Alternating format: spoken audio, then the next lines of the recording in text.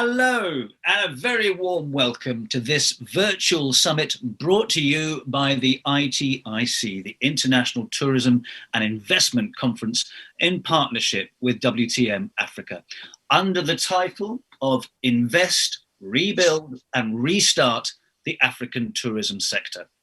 I'm Rajan Datar, a broadcaster and journalist specialising in all things to do with travel and tourism. It's my great honour to be moderating today and tomorrow.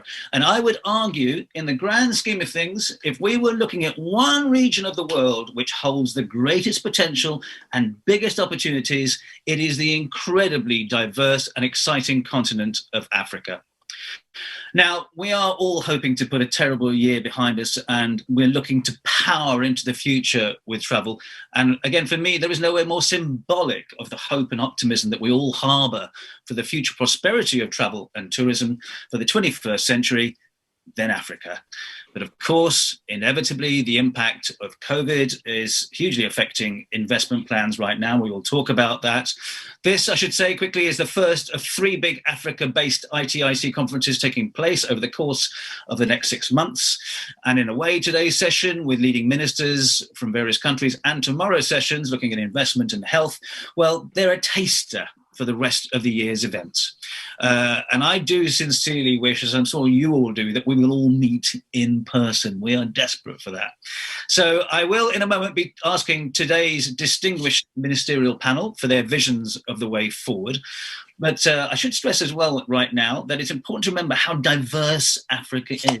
55 different countries, very, very different. So it's not always appropriate to speak of it as a monolithic entity. I am now very pleased to be joined by Dr. Taleb Rifai, who is the chairman of the ITIC and the former Secretary General of the UNWTO. Hello, Taleb. Hello, how are you? Hi, Rajan. Always good to be with you. Now, thank you. And against the context that I've just outlined, Taleb, how important do you think is a multilateral approach to this crisis and future investment? In other words, countries and governments working together. It's very, very important. It's the crux of the matter, Rajan. I think the problem is that governments are not working together. Each government is working on its own, unfortunately. It's not just in Africa, but Africa is the only continent that can bring governments together. Because it's a continent that has so much potential, as you correctly said so. The problem is the multilateral system. The governmental multilateral system has failed us. Look at the EU, for example. Every country is working alone. Even the United States is not united anymore. It's the divided states of America. The UN altogether is not working. We don't hear their voices. Any intergovernmental organization now is not working well. I'm hoping that the AU would work better. I'm hoping that African governments would come together, because the challenge is how to get together to a minimum procedure and protocol. It's not how good you do on your own anymore, because you need to travel from one place to another. If the place you travel to is not like as good as you are, or the place you're receiving visitors from is not as good as you are, you're not getting anywhere. So it's the multilateral system that needs to be fixed, definitely. And tell me, Taleb, what do you hope will be the message that we will get from today and tomorrow? What do you want people to understand? I want the governments of Africa to come together. Ministers of tourism, Minister of health, Minister of finance must get together, get into a room, and somebody must tell them, you're not leaving this room until you agree on something. It's as simple as that. And this something must be a minimal protocol, a minimum thing. You can't have a country that has quarantines, another country next to it that is insisting on a vaccine, and a third country that is only asking for a 72 hours testing. That doesn't work. We have to agree on a minimum level of procedures together. That's the challenge that the Ministers of Tourism have today. Okay. Thank you, Taleb. We're going to be talking to you over the next 2 days, and I'm sure you're going to be here for the rest of this ministerial panel. Let's just set the context for the panel with some basic stats. In Africa, tourism contributed in 2019 over 8.5% of GDP, with 71.2 million international arrivals, generating $40 billion in revenue. This represented a 4% rise in arrivals in comparison to 2018. Basically, things were looking very promising in Africa. Unfortunately, COVID-19 has hugely affected African tourism growth, as along with the rest of the world. And the virus has been reported in all of the countries, and we've had closed international borders. So obviously that means losing international arrivals, which means the closure of some businesses and big job losses. African borders are opening at the moment, and we do see intra-African and regional as well as national travel and domestic tourism, with the exception of certain parts of the continent. According to the African Development Bank, despite the challenging backdrop of the global pandemic and external economic shocks, the African continent stands out as one of the economies that will recover the most rapidly from the pandemic, which is very, very good news. So a lot of hope rests with that. So, ministers, if I may, I want to dispense with too much protocol and formality, and just basically to welcome you all. Thank you for joining us today. We have ministers here from Eswatini, from Sierra Leone, from Kenya, and we also have from Tanzania. We also have the tourism minister from Greece, the deputy minister of tourism from Greece coming up. We have Liddell-Grainger, who is the UK MP and the chair of the Commonwealth Parliamentary Association. And we have Elena, not to leave her out, who is obviously a former Greek tourism minister and now a member of European Parliament, and very, very influential and important when it comes to relations with the outside of the EU, including Africa. So let me begin by asking each of the panelists to give their own country-specific perspectives. In brief, can I please urge you, out of courtesy to your fellow speakers, to keep it to the point and concise. I'm sure my first speaker, Najib Balala from Kenya, will do exactly that. So Najib, can you please say, in the post-COVID-19 era, how do we restore the trust of investors in the travel and tourism sector? What strategies do you think should be adopted, and how is your country doing?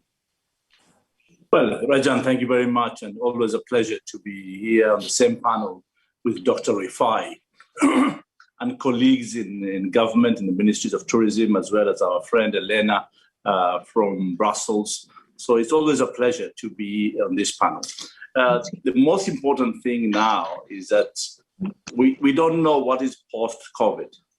What is the new normal?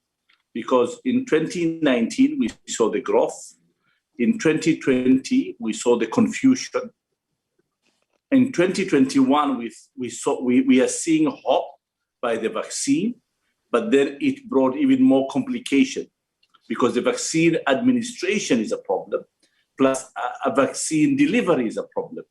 And now we are seeing even vaccine hoarding going on because we cannot over-order for one country while other countries do not even have 10% of their population's vaccine available. So we are not going to have confidence for investors if the health of populations are not going to be guaranteed. Because the only hope we have now is vaccination.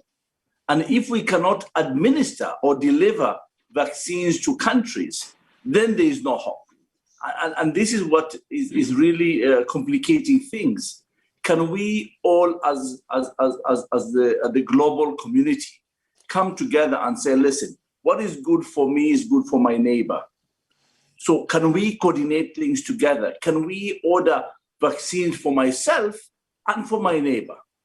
Yeah, irrespective of the level of the economies, irrespective of politically, you have obligation to your population, but morally, we cannot contain health to your population if your neighbor is not healthy.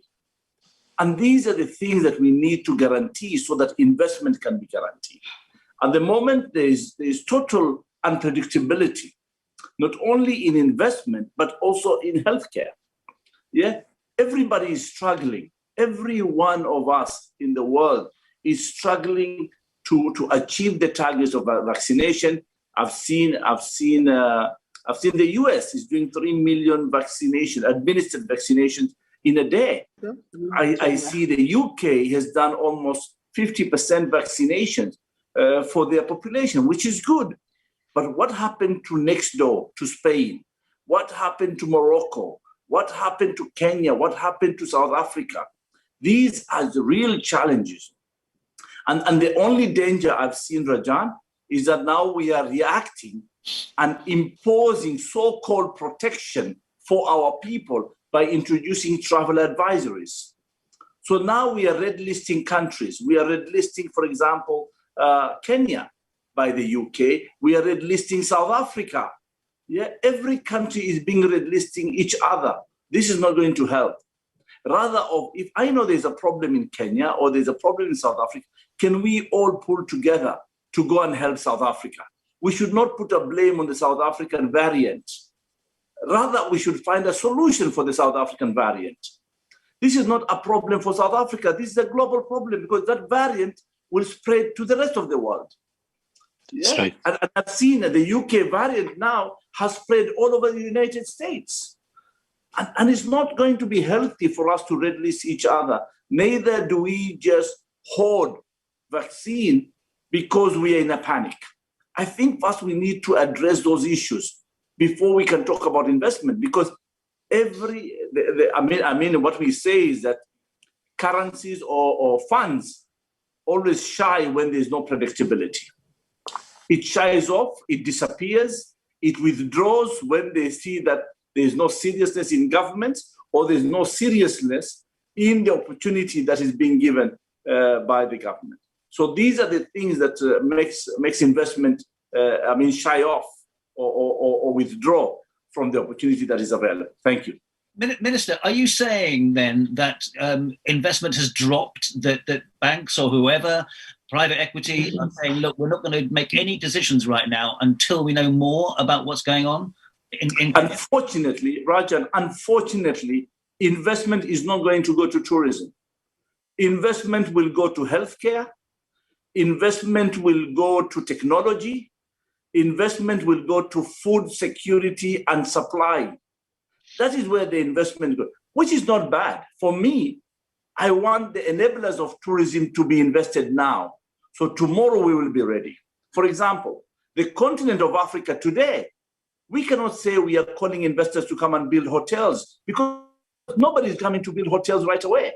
But why don't we call investors to come in and build highways, have an open sky policy and implement and walk the talk on open, so there's connectivity. So tomorrow when the world opens up, there's connectivity between Kenya and Cote d'Ivoire, for example.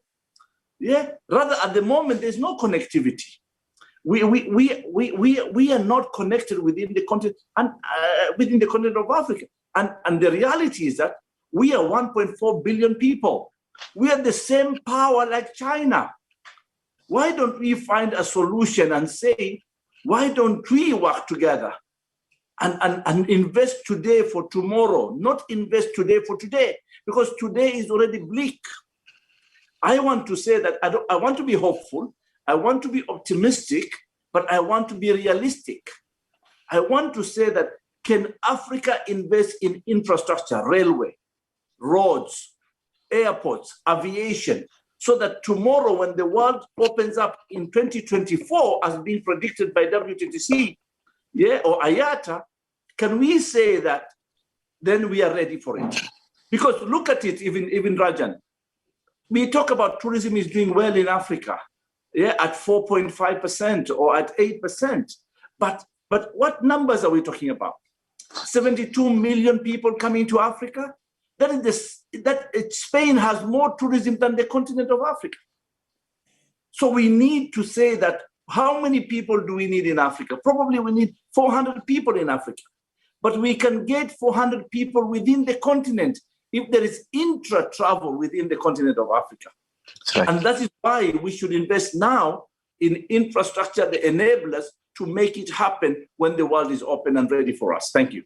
That's okay, Najib. I think we're going to return to these themes during the rest of this hour, and I suspect tomorrow as well, very much so. And I think the question is really what can be done? I mean, you're asking the question in terms of infrastructure building. So why cannot you get together and actually start doing this? And you're quite right, doing it while we wait for tourism to regain confidence. We will definitely return to those themes. Thank you for the time being. Let me now go to Eswatini, which for some people who may not know, it borders Mozambique and South Africa. It's the smallest landlocked country in the Southern Hemisphere and the second smallest country in continental Africa. Can I please welcome Moses? Moses, hello. You are the Minister for Tourism there. Can you tell me two things again? What's the outlook for tourism at the moment in Eswatini? And obviously, how are you dealing with the pandemic and vaccination? Good afternoon. This side already, I'm not sure on your side, Rajan, whether it's good evening. And good afternoon to all and honorable ministers and panelists. I'm great and I'm happy to be part of these important discussions which talks to tourism. As you are obviously all aware, tourism is one of those. Have we possibly lost Moses? Enterprises that create for our people in LA. Am I not audible? You are, but your line is breaking up. Just continue for a second. If there's an issue, I may turn to my line is breaking. Okay, maybe let me be close. Hi there. Let's just see. We'll come back to you, Moses. Let's just see if our technical team can work with you to get your line better. While we're doing that, let me turn to Tanzania and to Mary Masanja. Hello, Mary. Mary. Hello, how are you? Very well, thank you. Thanks for joining us. You've heard, Najib, you've heard a bit of Moses there. Hopefully we'll come back to Moses, talking about both things, really, the conditions for investment and how good they are at the moment, and obviously the vaccination and COVID and the vaccinations. What's the state of affairs right now with you? First of all, I would like to thank you, honorable fellow ministers present in this Vision Summit, Dr. Taleb Rifai, Chairman of ITIC Limited, and the former UNWTO General Secretary, Ibrahim Ayub, Group CEO and MD, ITCI Limited and Investment Tourism, invited moderators, distinguished participants. Dear participants, I would like to thank you all. And in Tanzania, tourism. Hello? Hello there, we can hear you. Do you hear me? Yes, we can, thank you. Okay, allow me to take this opportunity on behalf of the people of the United Republic of Tanzania to thank the organizers of this summit, which enables us to deliberate on issues of tourism investment and how to restart travel and tourism after COVID-19. As we all know that the outbreak of COVID-19 has impacted the tourism and the travel industry as for other countries. Tourism industry in Tanzania also affected. In 2020, the number of tourists visiting the country decreases by 59%, which has negative implication on businesses, revenue, and employment. In response to the impact of COVID-19 in the tourism sector, the government of the United Republic of Tanzania took the following measures. We conducted rapid assessment to determine the impact of COVID-19 in tourism sector. Also, we developed National Standard Operating Procedures, SOPs, to assist in the opening of tourism business operations. We provided training to 4,500 tourism industry service staff in key tourism areas on the application of SOPs. And also we developed a comprehensive COVID-19 recovery and sustainability plan for the tourism sector in Tanzania. Dear participants, in order to rebuild and restart tourism in Africa, countries need to put in place the following measures: detailed tourism recovery strategies, and also to provide tourists on their safety and provide trust guarantee, as well as reviewed tourism investment strategies and safeguard the health of employees in the sector.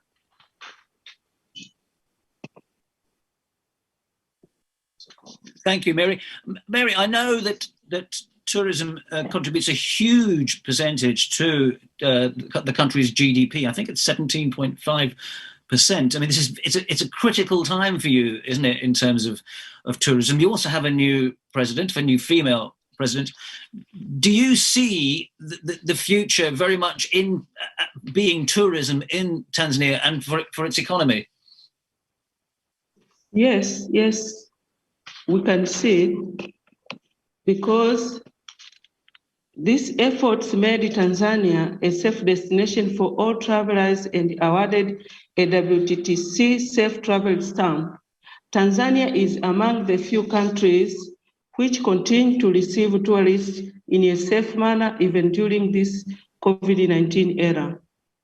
In line with the investment agenda, Tanzania is recognized for its abundance of natural and cultural resources, and its investment policy is friendly and reliable to investors. So the country continues to improve business environment, and it has developed strategies to influence a wide range of investors.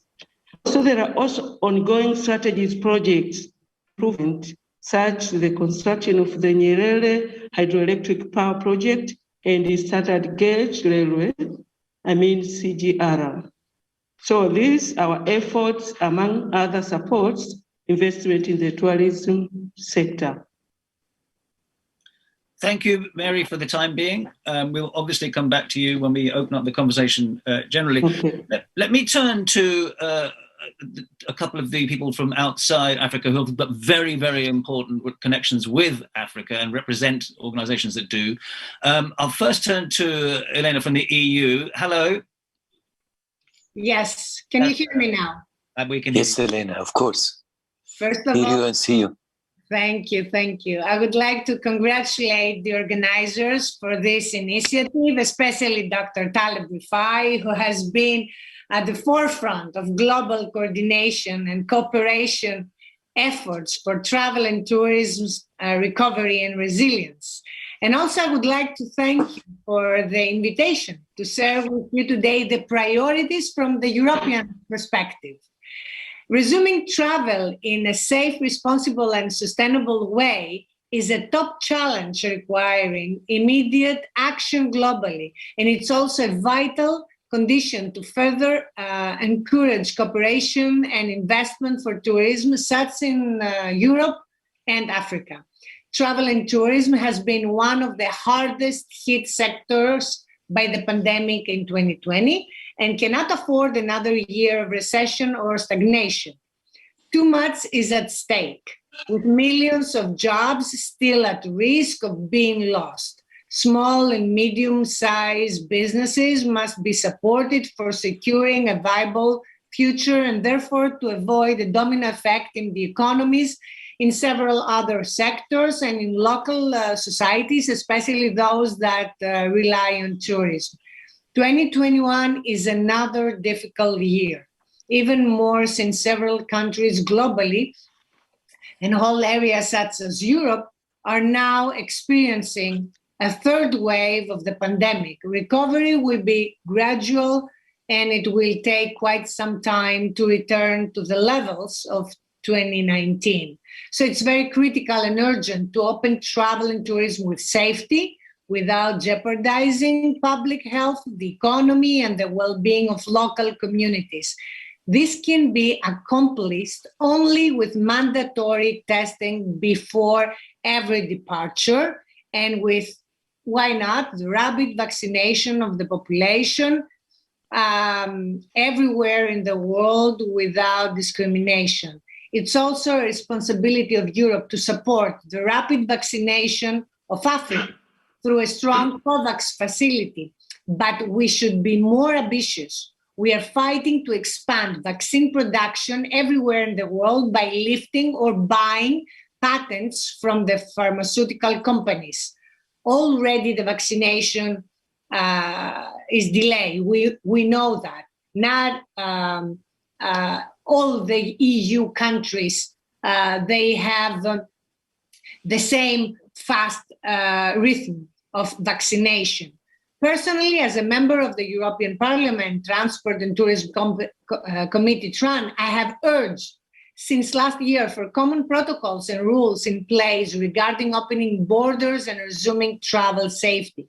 The European Commission has delayed even for this and has yet to announce update to recommendations for member states on how to safely open travel with the European Union, but also between Europe and third countries. Only recently, the Commission presented its proposal for a digital green pass, which is basically the technical approach to facilitate cross-border travel procedures with commonly accepted certificates of people that they have either been vaccinated, received a negative PCR test result. Only recently, the Commission presented its proposal for a digital green pass to 72 hours before departure or have recovered from COVID-19. The European Parliament, on the other hand, has made a clear statement calling the European Commission and member states for testing prior to departure. This position was included in the recent report that I proposed to the European Parliament Transport and Tourism Committee, TRAN, regarding a European strategy for sustainable tourism. Following my proposal and initiative, the TRAN committee carried out the report and it was voted with vast majority by the European Parliament. Scientific evidence shows that the vaccine protects only the vaccinated person, and unfortunately, that those vaccinated can also be infected with light or no symptoms and even transmit the virus. So we proposed that the vaccination certificate can be used only for medical reasons at the moment, and in the future, for travel purposes, only if the general public is vaccinated and herd immunity is achieved. Vaccination is slow. I told you that before. In areas as Europe and the World Travel and Tourism Council suggested even rapid testing as the key to unlock international travel. I wanted to share with you the current situation and these very important aspects before it is an issue that concerns, because it is an issue that concerns all of us, every country, every government, and every policymaker. Mandatory testing prior to departure is right now the most viable way to better prevent the virus and its strains from being spread and minimize the chances that tourism season will abruptly be put to a stop, like last year. We need a long touristic period for survive the SMEs and also the national economies. You know, political decisions and opening tourism must be based on the firm evidence of the global scientific community, and they are critical because they affect national economies and investments.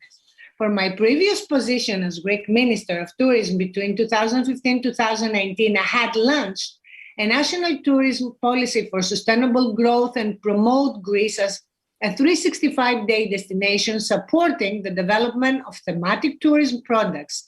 And now, as a member of the European Parliament responsible for tourism and transport, I'm working on the need of European strategy for sustainable tourism, a European mechanism for crisis management in tourism, like the pandemic, In the past, we had like extreme weather conditions, we had refugee issues, we had even safety issues.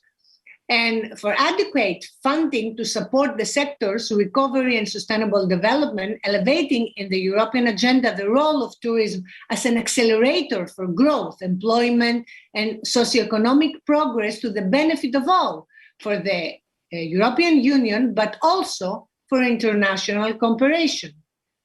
Europe is the #1 global destination. 10% of the GDP of Europe is from tourism.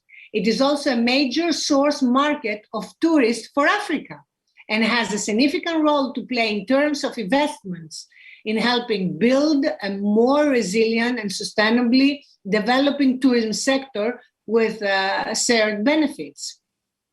Following last year's announcement by the European Commission's President Ursula von der Leyen, the renewal of the European Union-Africa relationship is geared towards partnerships in 5 main fields that all apply to tourism. There are green transition and energy access in compliance with the Paris Agreement on climate change, digital transformation, sustainable growth, jobs and investments through innovative financing and skill development for women and youth, peace and governance, migration and mobility. 2 weeks ago, the European Parliament adopted this strategy and underlined that the European Union and Africa should cooperate on equal terms as part of the strategy that empowers African governments to achieve the UN Sustainable Development Goals, curb climate change, and foster gender equality, among other targets. Also, the European Parliament and the Council recently endorsed the political agreement on the neighborhood development and international cooperation instruments known as Global Europe for the new budget period until 2027. These instruments aim to support the European Union's external actions, and the European Parliament called for substantial funds to be earmarked for Africa regarding the SDGs. And our expectation also include long-term European Union financial and technical support for Africa countries to boost climate adaptation, the use of renewable energy and green economy.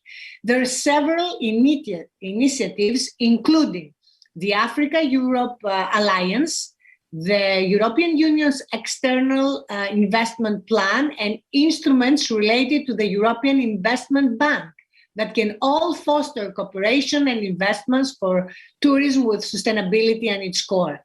The European Union has recently announced several calls for proposals and agreements with African countries for the development of the ecotourism value chain with a focus on community-based and economically viable enterprises, for conservation and heritage areas, for upgrading value chains and services with high potential for job creation, including tourism, and technical assistance programs through financial institutions to work with local banks for energy efficiency and renewable energy projects which actually comply with the targets set by the European Green Deal.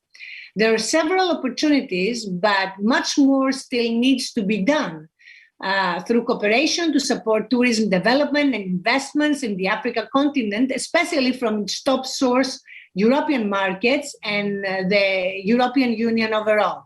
To this end, I'm at your disposal from my current position to further assist in creating bridges that support cooperation in the field of tourism.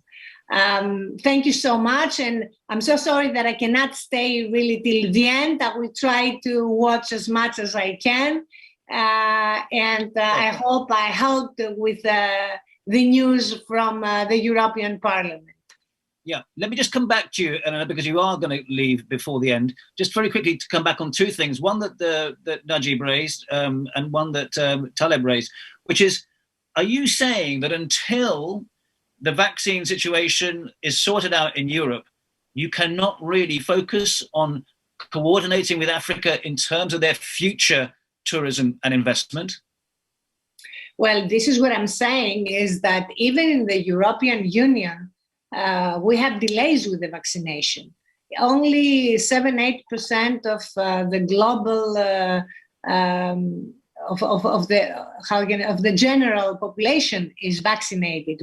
We actually fight with the Commission to go faster, to release the patents so pharmaceutical can produce more.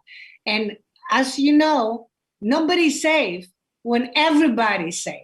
So we insist to protect everybody, and also between the European Union-Africa relationship, what we're trying is to go fast for the vaccination, and the African COVAX policy is already there. So what I'm trying to say is that, of course, businesses are important, but the most important thing is the rapid vaccination of Africa. Is the responsibility of Europe to support the rapid vaccination of Africa. And of course we're ambitious, and of course we want to restart the tourism and all the, how can I say, and get advantage of all the tools and instruments for businesses. But the most important thing now is to be our health to be protected. Sure. Okay. Thank you, Elena. We're going to come to our minister from Sierra Leone, who's just joined us. But before that, I want to turn to the Commonwealth. And I want to turn to Ian Liddell-Grainger, if he can turn on his. Thank you, Ian. You've heard a little bit of that. I mean, you represent you're the chair of the Commonwealth Parliamentary Association in the UK. Obviously, the UK is in a new situation post-Brexit. I've heard comments recently that the UK, in terms of investment in tourism, has looked further afield, has looked towards Southeast Asia much more than Africa. Obviously, Britain has strong relations with Africa. All of the countries from Africa represented here are in the Commonwealth. What do you see as being the next steps to improving the situation of investment in African tourism? Well, thank you very much, Rajan, and it's lovely to be here. I'm sorry I'm in a car. I unfortunately had to rush out, so that's why I was late. I'm sitting looking at some very large goats in front of me, which are very distracting. But having said that, your question is right. And the problem we've got is this. Britain has managed to vaccinate nearly half its population. And that's on the first dose, and we're well through the second dose. What is the most important thing here? This is called supply chain. It's logistics and supply chain. The Europeans have completely, I mean, no disrespect to the former speaker, they've copped it up. What we've got to do, and they're stopping vaccines being exported. Britain will never do that. Neither will the Americans or anyone else. We want to get the vaccines out across the world. And last week, actually, just to let you know an update, I was made the vice chairman of the Commonwealth internationally, so that I hopefully now, with our chairman from Cameroon, the Honourable Emilia, we can push this forward. But we will not stop vaccines going into Africa or anywhere else. We've got to fight this together. And logistics are everything. So it's all very well the words. What is important are the actions. And along with our Commonwealth cousins, we're trying to make sure that the vaccine gets out there. We've had problems with variants. Some have come from Africa, some have come from Asia, some have come from the United Kingdom. We're trying to combat that at the moment. What Britain has done is we've done a traffic light system: red, amber, green. Red is for countries you can't visit. Amber, it's up to you, but be very careful. Green, perfectly safe. Now, they're all over the world. But one of the things we are trying to do is open up tourism without either taking the variants, which we'll call them at the moment, which you can still carry even if you've had the jabs, to countries that haven't got them, or conversely, we bring back variants that we can't cover with the existing vaccines that we've got from around the world. Now, they're the two big problems. If you have digital passports, they're fine. And Britain is at the moment sort of reluctant to do them outside the country because we can't, unfortunately, prove that they're worth it. I don't know quite where you say this, worth the paper they're printed on. Because if you are carrying it, you can be positive, negative, but you can still have it. And we are desperately concerned that tourists will come to Tanzania, to Kenya, to Mozambique, to South Africa, to Namibia, wherever it is, throughout Africa, and we cause a pandemic, which would be the most appalling thing we could possibly do. The point that I made, and I will come back to this, Rajan, is that we've got to get the vaccine out there. Now, there are lots of companies doing it, and the vaccines that I've seen and read about, they're all 80, 90, 100% effective. We've got to get those across. It doesn't matter what vaccine you get, it's AstraZeneca, Pfizer, Sputnik, whatever it may be. They are worth taking because they give you protection. What we've got to make sure that we roll it out fairly, and that is where I think the battle... I don't know if you can hear me, Ian, but you've lost your... keep talking to me, Ian, just to finish off. Yes, I hope you can hear. Sorry, I'm so sorry. It's car or something's going wrong. But can I just finish off by saying that, we will not stop vaccines going anywhere, one. Second, because it's the Commonwealth, we will do what we can through investment, through the Foreign Office, and with our partners throughout the world. Thirdly, everybody has got to work together to open up tourism, be it your neighboring country or be it for us to Africa or wherever it may be. And I think lastly this is, shall I put it crudely, a team effort. We're all in this together. We have one large canoe with not many paddles, and we've got to keep paddling because we've got to resolve this. The only way we can do it is working together. And the great thing about the Commonwealth, as you well know, it's enormous mutual respect. We all work, we work well. We're a family. We understand that. And therefore, if, Commonwealth countries have issues, please get in touch with the Commonwealth Parliamentary Association. Virtually all the speakers on this call and any parliament are members, and so are presidents. So we'd love to hear from you. And we're here to do what we can to help you. So please, if my message can be anything to you through you, Rajan, is, let's talk. Let's get this moving. If there are issues, let us know and we'll do what we can. But thank you so much for letting me join you today, and to all my colleagues. Can I come back to you, Ian? Just that you may say this is a team effort, but it does feel like everyone is playing by different rules, that there is no team manager, that, the EU have just got this one theory. You've got the light system, the traffic light system. We've heard Najib's view on that. Who is going to provide the coordinated leadership to sort this out? Well, I think at the moment we can't rely on the EU. The Americans are desperately paddling to keep their own canoe. China is got its own problems again within China because it's such a big country. It takes a long time to get everything sorted. I think what we've got to do in things like the Commonwealth is we can talk. We've got a very good system. We've got an extremely good Secretary General now under Stephen Twigg, and we have an excellent chairman under the Honourable Emilia. We can coordinate. We've got a big team in London. Everybody has staff. What we've got to do is get those logistics right to make sure that we can help make sure that the vaccines, and there's a huge amount being produced in Britain now, and between us and the Americans, if the Europeans won't export, we should be able to start taking up a lot of the slack, and we've got to try and do that. I think the final part to your question is, all of us are grown up. We all understand the needs of our countries. They're all different because variants change dramatically, and also just the heat in Southern Africa is different to the heat in Middle Africa and Northern Africa. Therefore, it affects the virus in different ways. And to that end, we've just got to be very quick as to how we change things. But also, if there is information coming through, make sure the drug companies are aware of it. That they are the professionals at creating this, and variants must be identified. I mean, South Africa, prime example, identified a variant, got it out to the world very quickly, and we know the jabs now will cover the South African variant. It can be done. Okay. Thank you, Ian, for the time being. I know also you're joining us tomorrow to talk more about investment, specifically in capital raising. So we'll get into more detail then. Thanks for the time being. Can I welcome now Minister Pratt from Sierra Leone? Hello, Minister. Your mute button, please. Yes. Thank you. Oh, hello, and hi to everyone. Hello there. Now, listen, Minister, we met before the crisis began. You were very active. You were going around the world. You were promoting Sierra Leone. We were hoping for Sierra Leone to rise and tourism to be a major vehicle for that rise. How is the situation right now in terms of both COVID and the vaccinations and your hopes for future investment? I should first of all say that Sierra Leone is one of those countries that had not been deeply affected as a result of number of deaths and also as a result of the number of infections because of the experience which we had during the Ebola.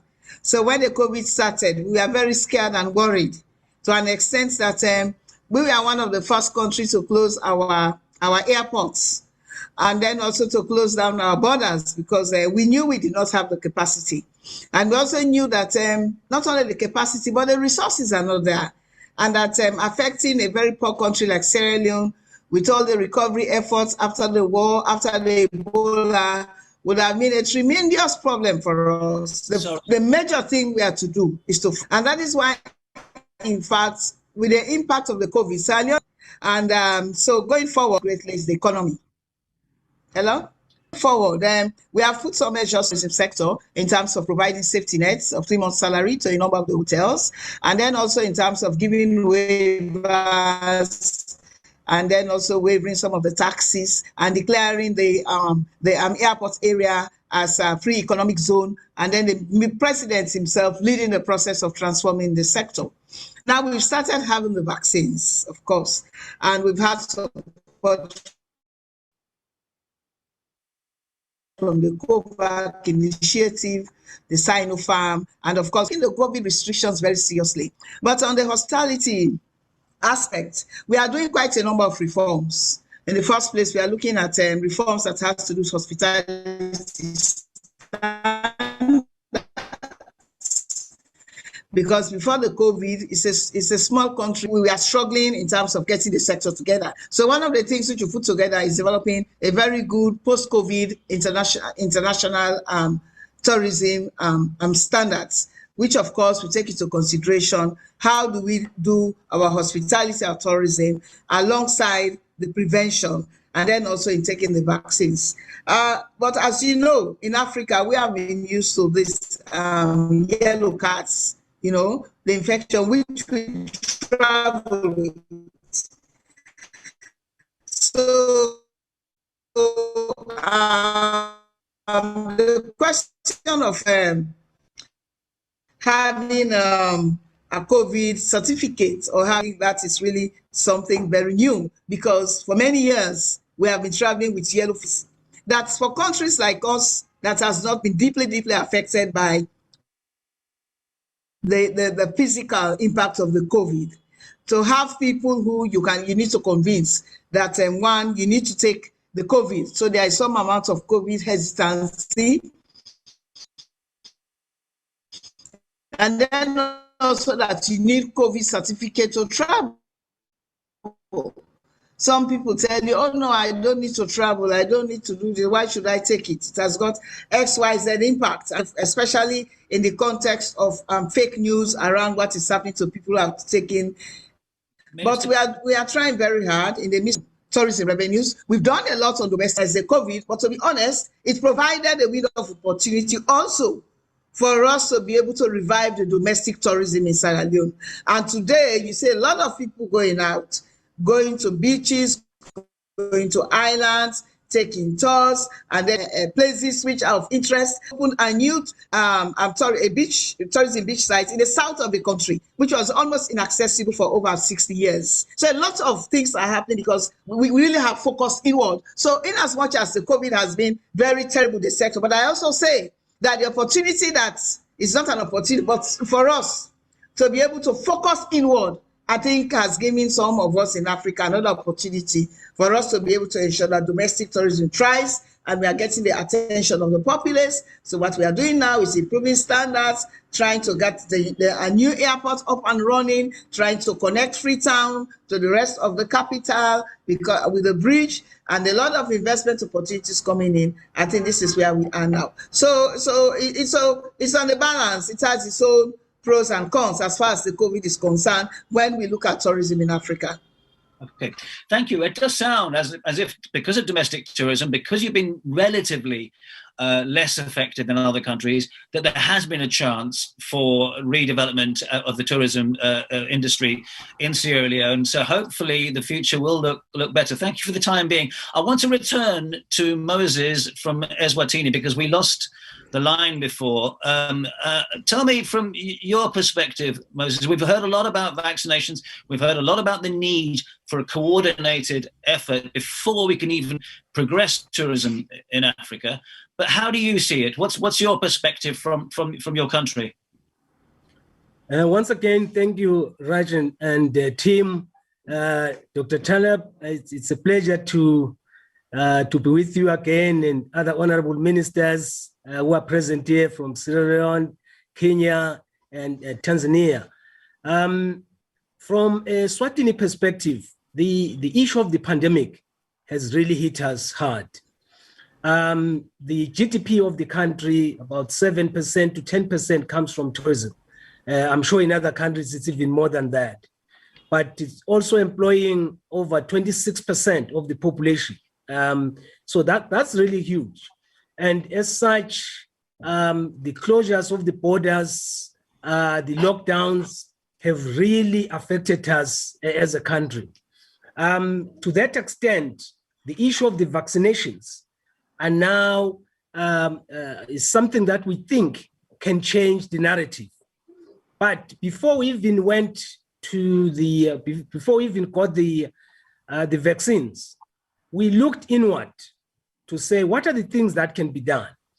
And like Sierra Leone, we looked at domestic tourism, and it helped us a lot because people started seeing the scenery of the country, the ecotourism that is there, and they started being part and parcel of the countryside.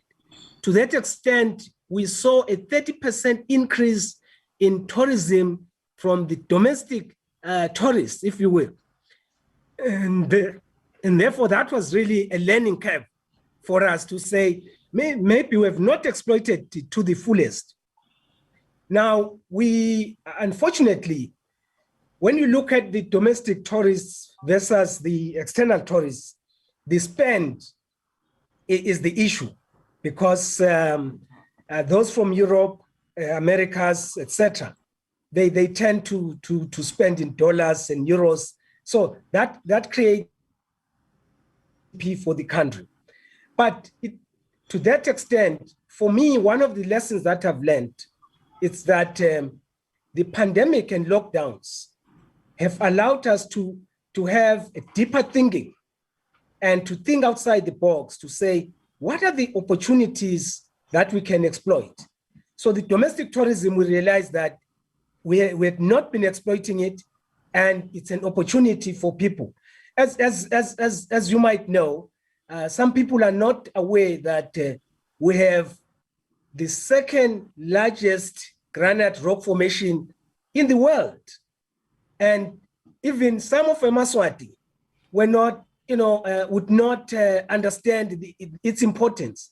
But thanks to this pandemic, they were able to visit such places. We have the oldest mine in the country, which was opened in the 4,300 BC.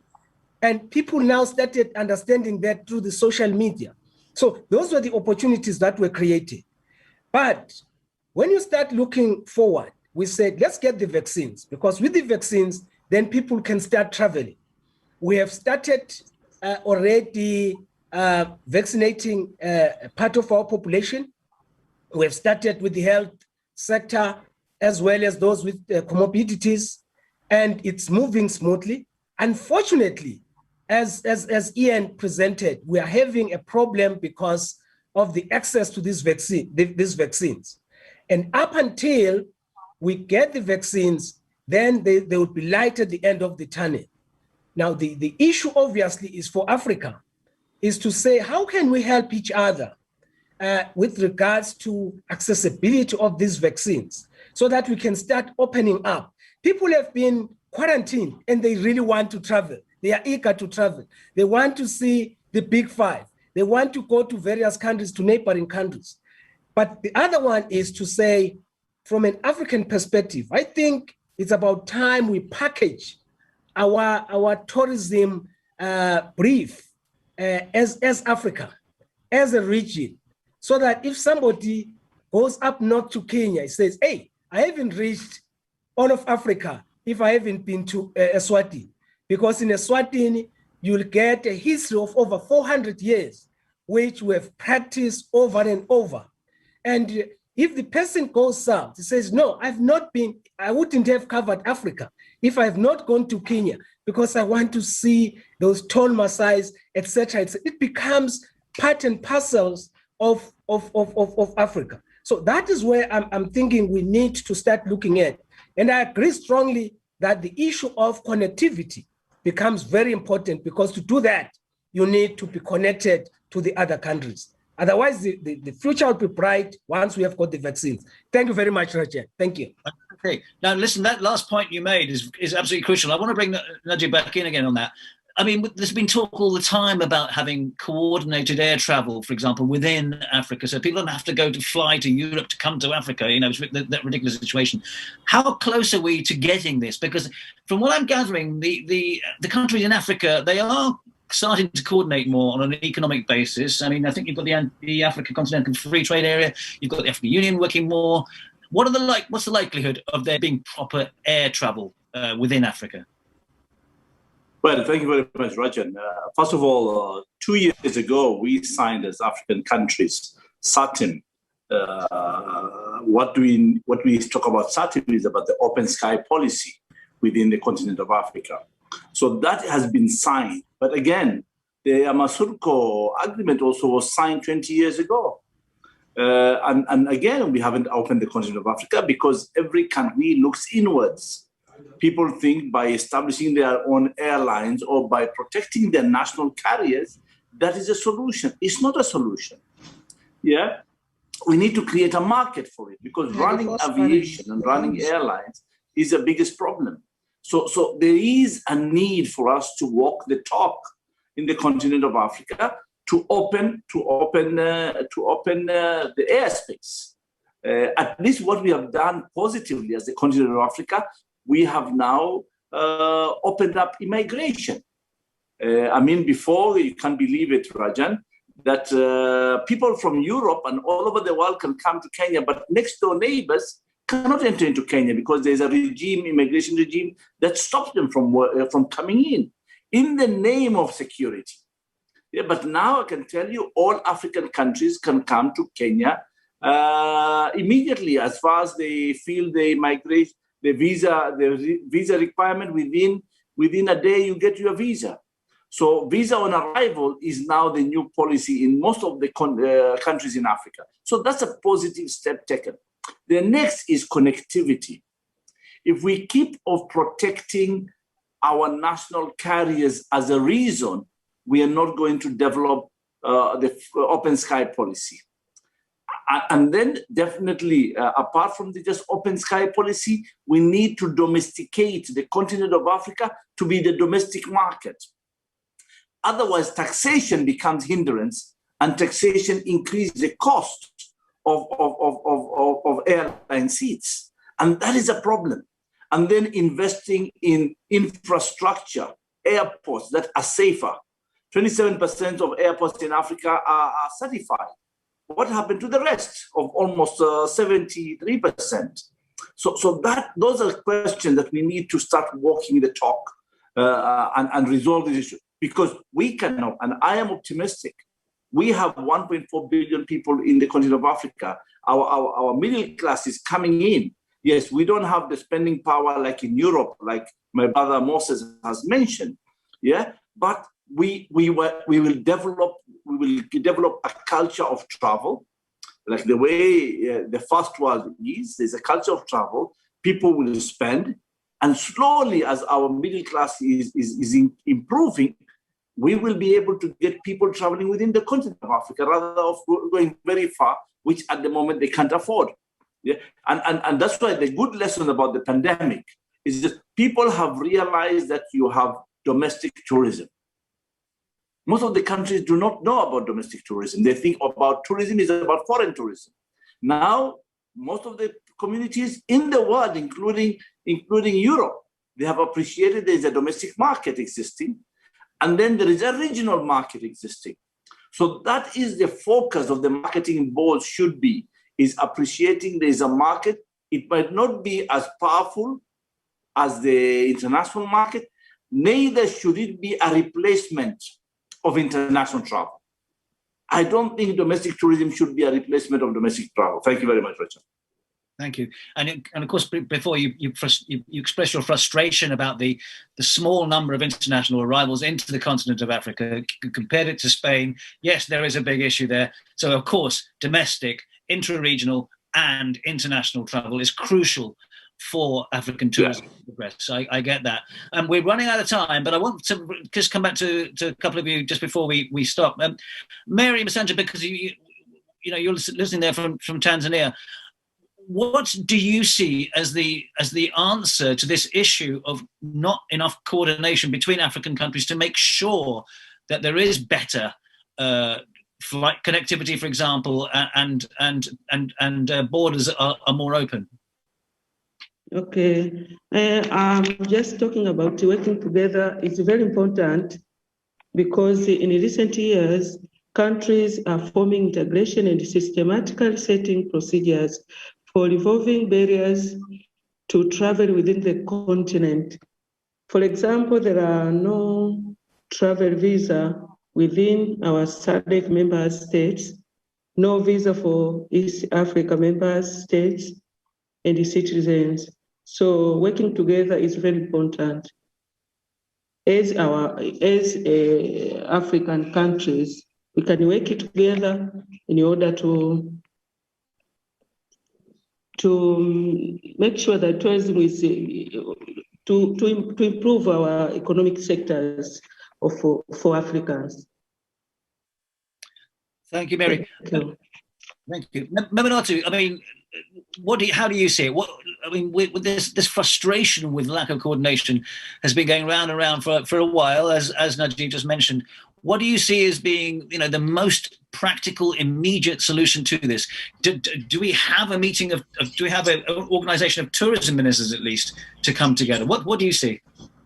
I think I just wanted to make the point you'll be making that from my own observation in the last 3 years, I think at the level of the African Union, a lot of work needs to be done to bring tourism to the fore. Because what I've seen, in fact, is that there's a lot of work with arts, heritage, and culture. But the tourism aspect, in terms of how that is being done and integrated in the African Union, has a lot of work. Then even with the sub-regional bodies, I can take ECOWAS, for instance. They are still struggling in setting up a basic tourism program. I mean, we have been trying to get this thing together. So I think at that level, in terms of our major programs of integration, our major programs that brings us in terms of governance and peace, I think should be able to incorporate tourism in it. That gives it a very, very potential avenue.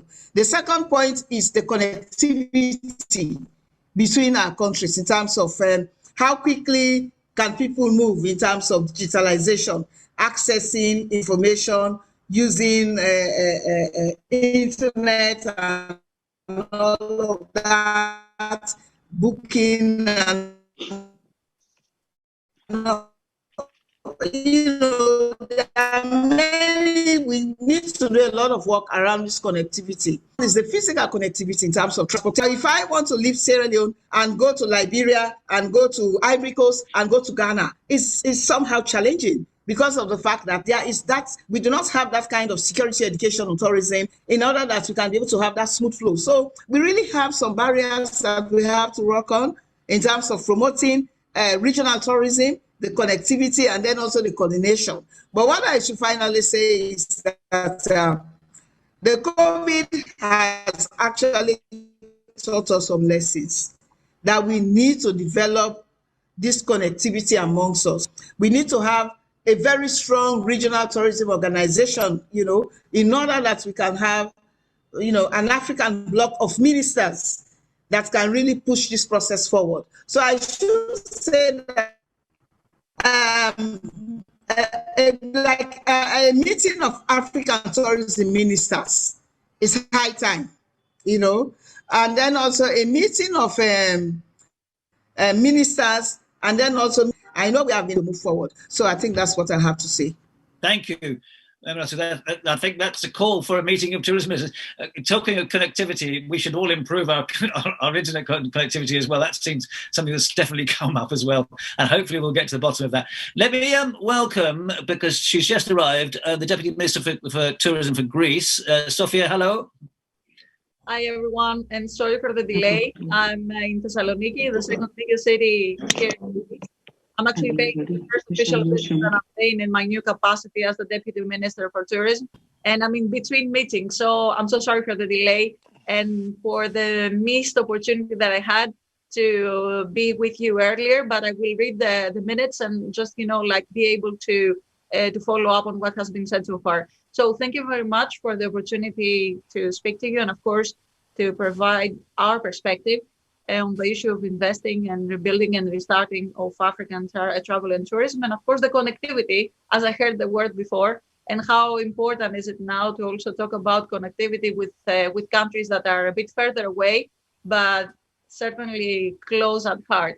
And talking about heart, please allow me to extend my heartfelt thanks to a visionary and a dear friend of Greece who supported us during these trying times of the economic crisis, the chairman of ITIC, and former Secretary General of UNWTO, Mr. Taleb Rifai. And thank you so much, Sofia. You're welcome. And to Mr. Najib for his kind invitation. Okay, thank you, Sofia, for your contribution. We're going to wrap it up now because we've gone over already. But Taleb, in a sense, I want you to, I think Najib has to go as well. But Taleb, I want you, if you could, to summarize what you've heard today and to tell us what you think is the most positive step forwards for tourism and investment in Africa. Thank you so much, Rajan. I heard a lot of positive messages from Kenya, from Eswatini, from Sierra Leone, from Tanzania, and from Greece as well. These messages are concentrated on two things. One, we have to work together. There is no other alternative. As Africa, we have to be together. I heard from the Minister of Sierra Leone, wonderful, charming lady, that we need to have a meeting of the Ministers of Tourism. That's the minimum that we should do, a minimum, because the ministers should get together. They should not leave the room without agreeing first on unified protocols. That's very, very important. We also heard about connectivity. That's an issue that should be dealt with the Minister of Transportation. Ministers of Health also should meet together. Maybe heads of states should meet together. I'm not sure about this, but this is all the responsibility of the AU.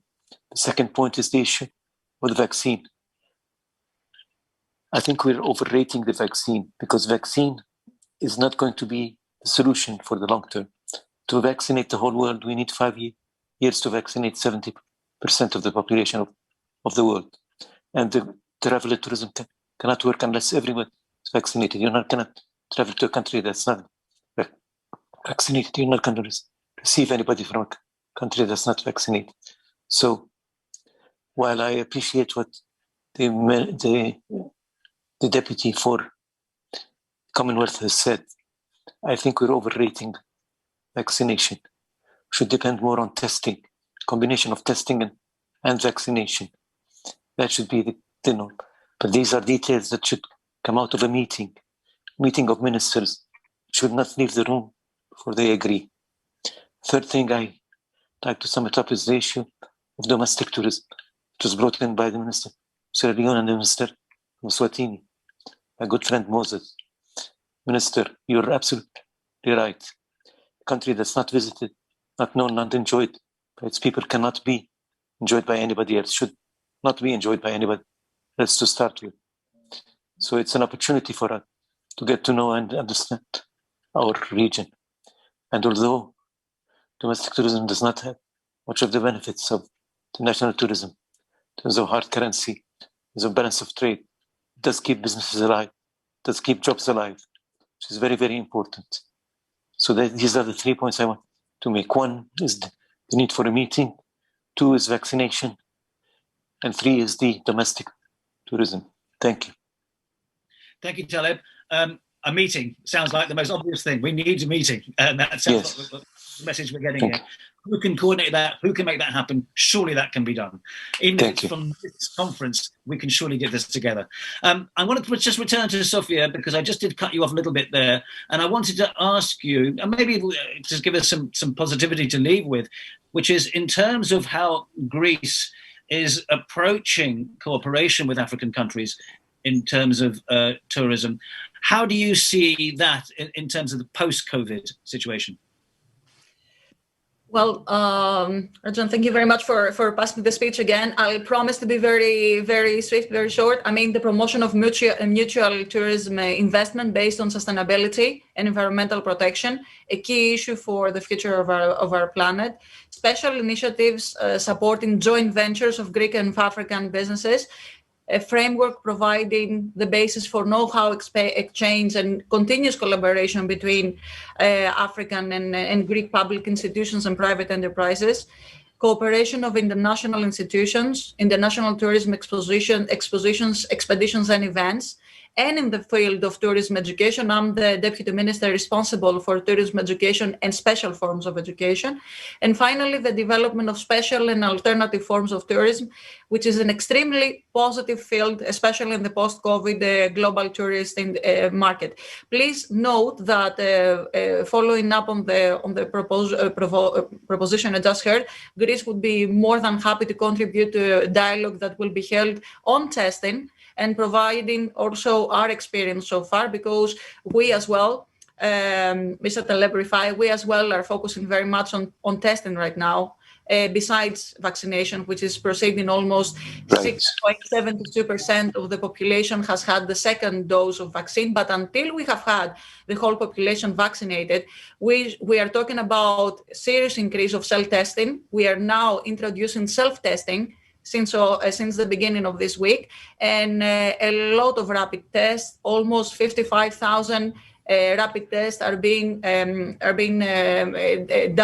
tested every day. So we are, let's say, trying to increase number of testing, because, as you said, vaccination is going to take time.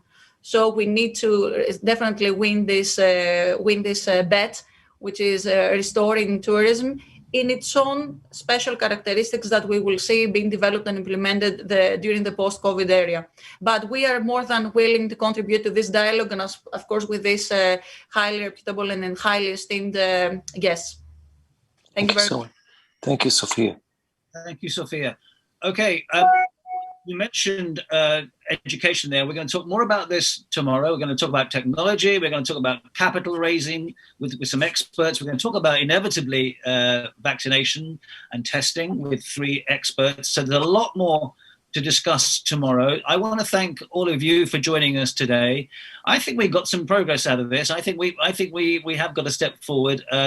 And I repeat my feeling that Africa is going to be the continent for tourism in the 21st century. There's no doubt about it in my mind. It will. Africa is the future. Africa is the future indeed. So can I please say thank you to all of you for joining us for today. Please rejoin us tomorrow. First thing we're doing. And my absolute thanks to all of you. It's been great to talk to you. Thank you, Rajan. Thank you. Thank you, my dear. Thank you. Bye from Greece. What does travel mean to Bye-bye. you? Explore. Say hello to the minister. Creating memories, meeting new people, disconnecting from it all. But what about making a difference?